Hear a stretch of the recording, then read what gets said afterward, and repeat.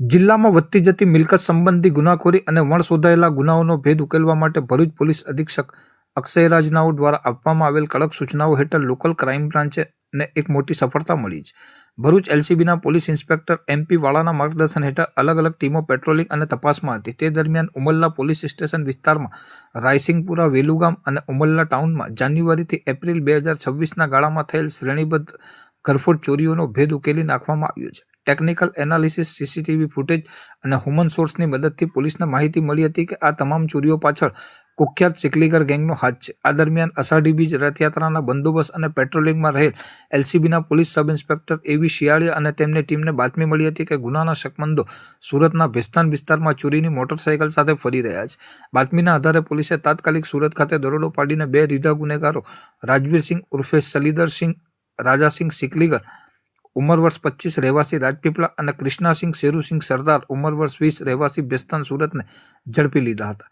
પોલીસની કડક પૂછપરછમાં બંને આરોપીઓ ભાગી પડ્યા હતા અને ચોંકાવનારી કબૂલાત કરી હતી. મુખ્ય આરોપી રાજવીર ઉર્ફે સલિંદર ભરૂચ અને રાજપીપળા જિલ્લાની સરહદો પર ભૂંડ પકડવાનો ધંધો કરતો હોવાથી તે આ વિસ્તારની ભૌગોલિક પરિસ્થિતિ અને રસ્તાઓથી ખૂબ સારી રીતે વાકેફ હતો. ભૂંડના ધંધામાં પૂરતી આવક ન થતાં તેણે આશરે 5 મહિના પહેલા પોતાના શાળા કૃષ્ણસિંહ અને અન્ય એક સંબંધી બોબીસિંહ કિરપાલસિંહ સરદાર રહેવાસી રણોલી વડોદરાને રાજપીપળા ખાતે બોલાવી ભરૂચના ગ્રામ્ય વિસ્તારોમાં ગરફડ ચોરીઓ કરવાનું આયોજન ઘડ્યું હતું. તેઓ કૃષ્ણાસિંહની યામાહા FZ બાઇક પર સવાર થઈને ગામડાઓની રેકી કરતા હતા અને બંધ મકાનોને ટાર્ગેટ કરીને સોના ચાંદીના દાગીના, મૂર્તિઓ, ઘડિયાળ તથા રોકડ રકમની ચોરી કરી સરખે ભાગે વેચી લેતા હતા. આરોપીઓએ ઉમલ્લા વિસ્તારની 4 ગરફોડ ચોરીની કબૂલાત કરી છે, જેમાંથી 3 ગુનાઓ ડિટેક્ટ થયા છે.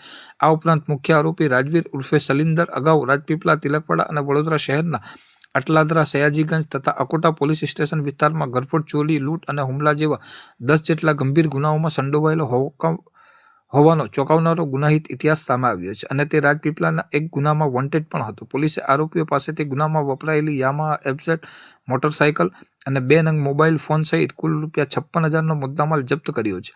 હાલમાં પકડાયેલ બંને આરોપીઓ વિરુદ્ધ ભારતીય નાગરિક સુરક્ષા સંહિતાની કલમો હેઠળ કાયદેસરની કાર્યવાહી કરી ભરૂચ શહેર B ડિવિઝન પોલીસ સ્ટેશનને સોંપવામાં આવ્યા છે.